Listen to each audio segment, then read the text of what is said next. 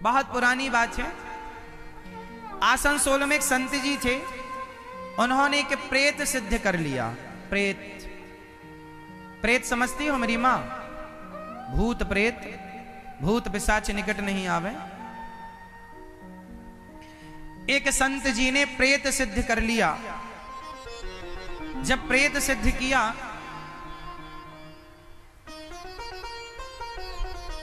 तो प्रेत आ गया, संत जी से कहा काम बताओ। संत जी ने कहा ये कर लो।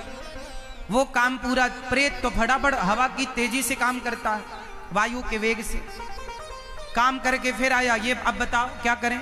संत जी ने कहा ये और कर लो। वो तुरंत करके आ गया। अब बताओ। जब वो काम ना बताएं संत जी, तो वो संत जी के बाल पकड़ के हिलाने लग जाए। वो प्रेत संत जी पर हावी होने लगा। संत जी बड़े घबराए, हे भगवान, ये प्रेत दिन भर कहता है काम बताओ, कितना काम करवाएं इससे? ये पल भर में चुटकियों में काम कर लेता है। अब खाली समय प्रेत कहता मैं खाली नहीं बैठूंगा, मुझे कोई ना कोई काम चाहिए, मैं खाली नहीं बैठ सकता, मुझे कोई ना कोई काम चाहिए। अब लो भैया, संत जी कितना काम बताएं, परेशान हो गए। वो प्रेत संत जी के बाल पकड़ के हिलाने लगा। संत जी अपने गुरु जी के पास गए, गुरु जी बड़ी गलती हो गई, मैंने प्रेत सिद्ध कर लिया, वो मुझे परेशान कर रखा है उसने। गुरु जी ने कहा प्रेत से कहो तुम एक बांस का डंडा गड़ाओ, बांस आंगन में गड़ाओ, और काम होने के बाद प्रेत से कहा करो तुम इसमें चढ़ो उतरो।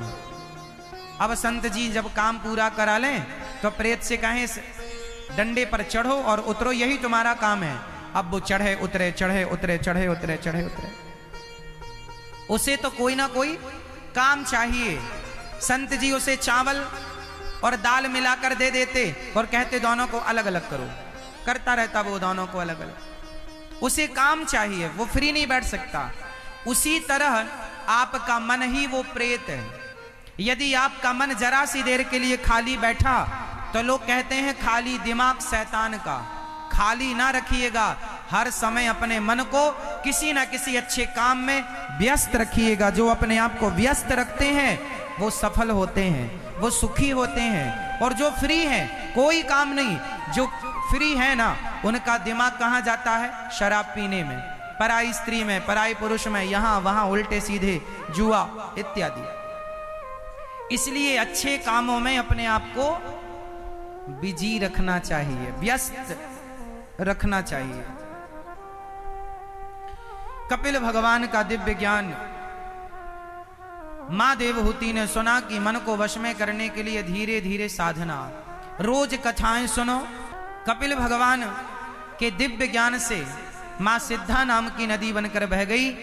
कपिल देव जी ने आचमन किया और कपिल देव जी बड़े प्रेम से गंगा सागर चले गए। बाकी तीर्थ बार बार गंगा सागर, तो कपिल देव जी भगवत धाम को, आज भी कपिल देव जी गंगा सागर में विराजे हैं। आज भी साल में एक बार गंगा सागर में लोग जाके कपिल भगवान का दर्शन करते हैं। तो ये रही मनु जी की दूसरी बेटी की कथा, देवहूति। मनु जी की तीसरी बेटी है प्रसूति। दक्ष के साथ इनका विवाह हुआ। दक्ष की सबसे छोटी बेटी है सती, माता सती। सती जी का विवाह हुआ भगवान शंकर से। एक बार भगवान शंकर अपनी पत्नी सती को लेकर के और कथा सुनने के लिए गए। एक बार त्रेता युग माही शंभु गए कुंभज ऋषि पाही, संग सती जग जननी भवानी पूजे ऋषि अखिलेश्वर जानी। एक बार भगवान शंकर माता सती को लेकर अगस्त जी के पास गए कथा सुनने के लिए। खूब प्रेम से कथा सुनी, पर माता सती ने कथा नहीं सुनी। माता सती को संदेह हो गया, भगवान पर संदेह हो गया। और माता सती ने, जब राम जी सीता मां को खोज रहे थे, हे सीता, हे सीता, हे सीता, तो सती जी ने कहा, भगवान शंकर ने प्रणाम किया, ये भगवान है सती, प्रणाम करो देवी। सती ने कहा कि यदि ये भगवान होते तो इन्हें खुद की पत्नी का पता ना चल जाता। ये जंगल में ढूंढ रहे हैं, हे सीता कहाँ हो, हे सीता। ये भगवान नहीं है। माता सती को संदेह हो गया। किस पर संदेह हुआ? भगवान पर। अच्छा एक बात बताओ, राम जी को पता था कि नहीं सीता कौन ले गया? ये बात राम जी को पता थी कि नहीं? जोर से पता थी। तो फिर राम जी काहे ढूंढ रहे हैं? हे सीता कहाँ हो? हे खगमृग, हे मधुकर श्रेणी, पेड़ पौधों से पूछ रहे हैं पागलों की तरह, पशु पक्षियों से पूछ रहे हैं पागलों, हे सीता कहाँ हो? हे सीता कहाँ? हे सीता। अब कोई भी कहेगा कि भाई आप कैसे भगवान हैं?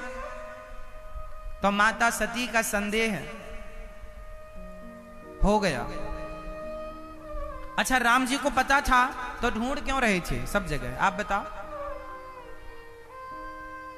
क्यों? क्यों मैया बताओ, चश्मा वाली मैया। ओ प्यारी मां, जब राम जी को सब पता था तो राम जी क्यों ढूंढ रहे हैं? पशु पक्षियों से पूछ रहे हैं। लाल वाली मैया बताएंगी, ये लाल मैया, लाल साड़ी वाली। ओ प्यारी मैया, कहां ध्यान है आपका? बताओ, राम जी को यदि पता था कि सीता रावण लेकर गया है सीता मैया को, तो राम जी क्यों ढूंढ रहे थे? जंगल में दर दर की ठोकर क्यों खा रहे थे? उत्तर दो। ओ प्यारी मैया, नहीं बोलना मतलब है ना, सास के सामने तो बहुत बोलती हो। नहीं सुनना, हम तो हवाई करेंगे महाराज, आप कहते रहो कुछ भी।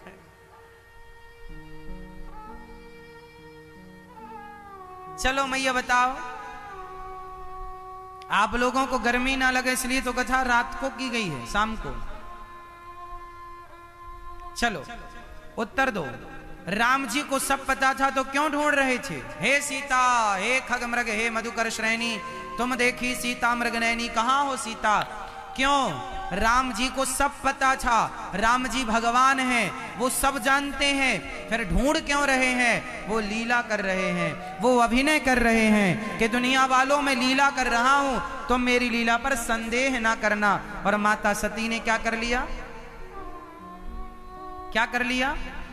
संदेह कर लिया। माता सती संदेह करती हैं, शंकर जी लाख समझाते हैं ये भगवान है, सती मान जाओ, मान जाओ, मान जाओ। नहीं मानी माता सती। और माता सती ने निर्णय लिया कि मैं राम की परीक्षा लेकर देखूंगी कि ये भगवान है कि नहीं। अब शंकर जी ने कहा, हुई है सोई जो राम रचि राखा, को करि तर्क बढ़ावहि साखा। हुई है सोई जो राम रचि राखा। भगवान शंकर ने बहुत समझाया माता सती को कि मत जाओ, मत जाओ, मत जाओ, परीक्षा मत लो, वो भगवान है। पर ना सुनी, एक बार नहीं मानी, और भगवान राम की परीक्षा लेने सीता का रूप बनाकर माता सती चली गई। राम जी के आगे जाकर खड़ी हो गई, प्रभु मैं रावण के चंगुल से भाग कर आ गई। राम जी ने पहचान लिया, माँ जंगल में अकेली खड़ी हो, भोलेनाथ कहाँ है? माता सती बोली, मैं तो सीता बनकर खड़ी हूं, आपने मुझे पहचान कैसे लिया? राम जी ने कहा, स्वरूप बना लेना सरल है, स्वभाव बना लेना कठिन है। आपने मेरी सीता का स्वरूप तो बना लिया, पर स्वभाव कहां से लाओगे? मेरी सीता हमेशा हमारे पीछे खड़ी होती है, आप आगे खड़ी हैं, आगे मां खड़ी हो सकती, आप मेरी मां हैं। पहचान लिया। माता सती वापस गई। भगवान शंकर ने पूछा, हो गई परीक्षा? कछु न परीक्षा लीन गोसाई। हे भोलेनाथ, मैंने कोई परीक्षा नहीं ली। माता सती ने झूठ कह दिया भगवान शंकर से। भगवान शंकर ने सब कुछ देख लिया। एक झूठ को छिपाने के लिए ना जाने कितने झूठ बोलने पड़ते हैं, इसलिए झूठ ना बोला करो मेरी मां, झूठ ना बोला करो। माता सती झूठ बोल रही हैं। शंकर जी ने ध्यान लगाकर सारा देख लिया कि ये तो मेरी मां का रूप बनाकर आई हैं, अब इन्हें पत्नी के रूप में कैसे स्वीकार कर सकता हूं। शंकर जी ने माता सती का परित्याग कर दिया। दक्ष प्रजापति सती के पिता कनखल में इन्होंने यज्ञ किया। माता सती उस यज्ञ में बिना बुलाए चली गई। शंकर जी ने बहुत समझाया पर माता सती नहीं मानी। शंकर जी ने कहा कि तुम्हारे पिता मुझसे बैर मानते हैं, दुश्मनी मानते हैं। क्यों? बोले एक बार मैं सभा में गया और सबने दक्ष प्रजापति का खड़े होकर स्वागत किया, मैं खड़ा नहीं हुआ, इसलिए ससुर जी नाराज हो गए। एक बार भरी सभा में दक्ष प्रजापति ने भगवान शिव का खूब अपमान किया था। सभा लगी थी, भगवान शंकर आए, बैठ गए। अंत में दक्ष आए तो सबने दक्ष का खड़े होकर स्वागत किया, पर शंकर जी खड़े नहीं भये। तो दक्ष को बुरा लगा कि तुमने मेरा खड़े होकर स्वागत नहीं किया। खूब गालियां दी दक्ष प्रजापति ने, भगवान शिव का खूब अपमान किया, खूब अनादर किया, पर भगवान शंकर ने कोई उत्तर नहीं दिया। भगवान शिव ने कोई उत्तर नहीं दिया, गालियां देते रहे दक्ष प्रजापति। बाद में दक्ष प्रजापति ने यज्ञ कराया, उस यज्ञ में भगवान शिव को बुलाया नहीं, सती जी गईं और पिता पति का अपमान देखकर माता सती उस यज्ञ में जल करके भस्म हो गई। भगवान शंकर ने माता सती का जलता हुआ शरीर लेकर दौड़े, जहां जहां माता सती का अंग गिरा वहां वहां वो एक एक शक्ति पीठ तैयार हो गई। भगवान शंकर माता सती के शरीर को लेकर दौड़े, कितने शक्ति पीठ हो गई? वामन 52 शक्ति पीठ।